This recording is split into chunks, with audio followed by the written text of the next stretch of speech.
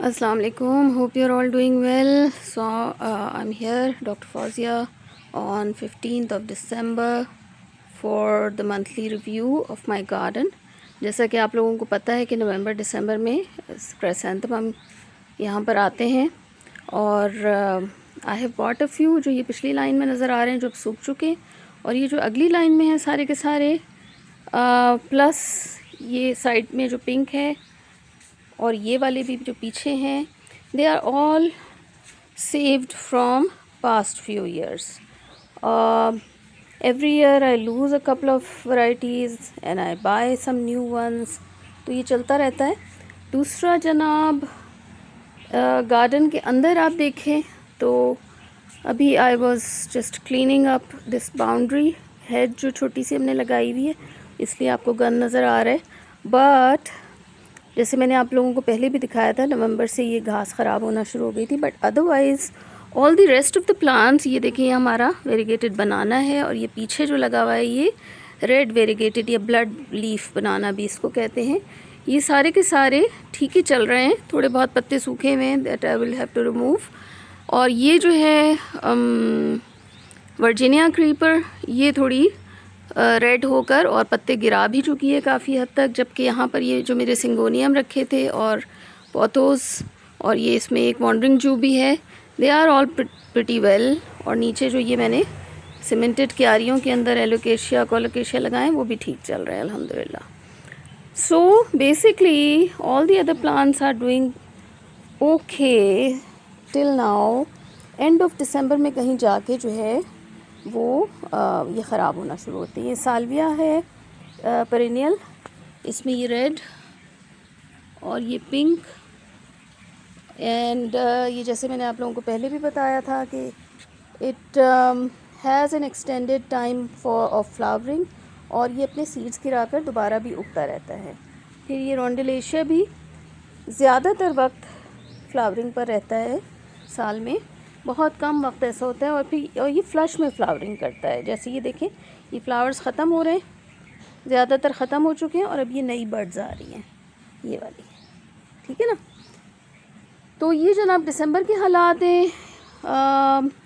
और प्लांट्स जो कि फ्लावरिंग पर हैं, एक ये रेड वाला रुतिरुस्पोलिया, इसको मैंने ऊपर जैसे मैंने पहले भी बताया था इसलिए चढ़ाया था कि मुझे बहुत सारे फूल नज़र आए, मगर इतना मज़े का नहीं लग रहा है. So I will cut it down back to here जैसे ही ये फ्लावरिंग ख़त्म करता है, और maybe a little before that. बाकी जनाब बस कुछ अक्सर पौधों पर पत्ते हैं, कुछ पर जो हैं वो पत्ते ख़त्म हो गए हैं, लाइक दिस फिग. ऊपर ये जो है क्या कहते हैं इसको, टीकवुड, इसके भी पत्ते येलो होकर गिरना शुरू हो गए हैं. ये हमारा इससे आगे पॉम पॉम डेज़ी ट्री है, इसके भी फूल काफ़ी हद तक ख़त्म हो गए. And my succulents are doing pretty well, जैसा कि एक्सपेक्टेड था इस मौसम में. ये वाला जो है मैं नाम भूल गई हूँ इसका, but this is going on for like many years now. इसको मैंने लास्ट ईयर से 2-3 पॉट्स बनाए थे, फ्रेंड्स को गिफ्ट किए थे. अदरवाइज़ ये बहुत अच्छा चल रहा है. स्ट्रिंग ऑफ बनाना भी मेरा बहुत पुराना है, इसको मैंने एक और गमले में इसमें छोटे में लगा लिया था. और ये भी जो पीछे 2 सक्यूलेंट्स हैं, they are also very old.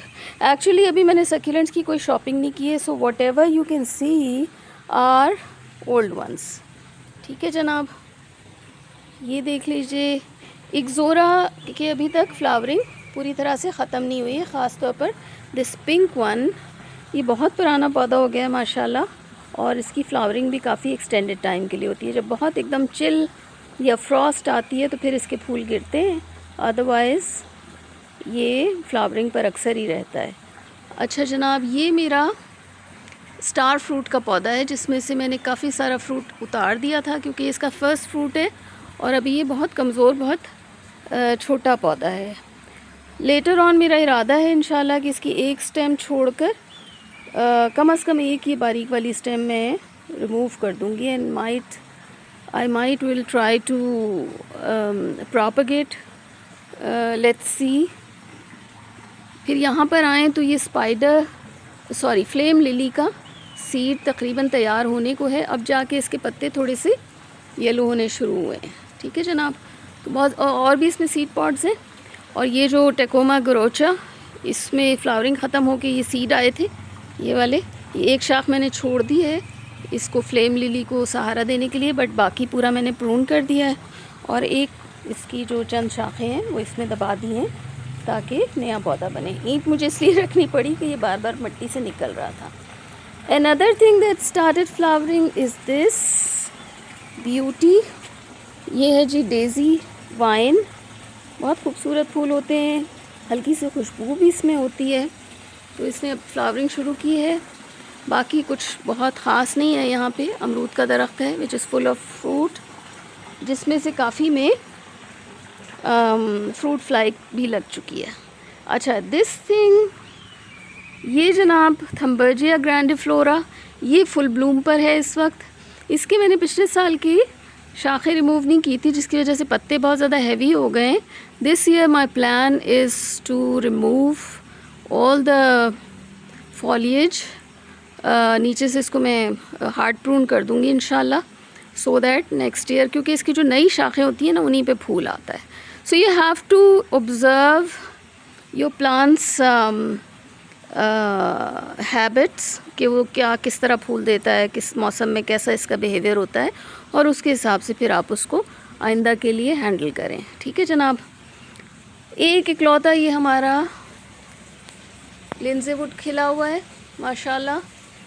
इस साल बहुत बुरी सर्दी नहीं पड़ी है।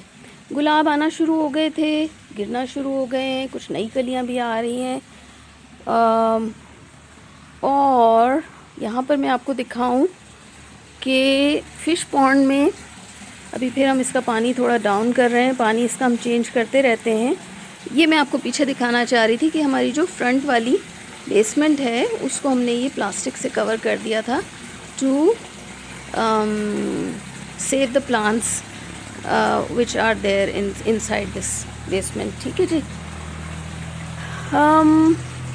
आई think that's it. Nothing else is new, nothing else is flowering. Yeah. So, all right ji, happy gardening. Allah Hafiz.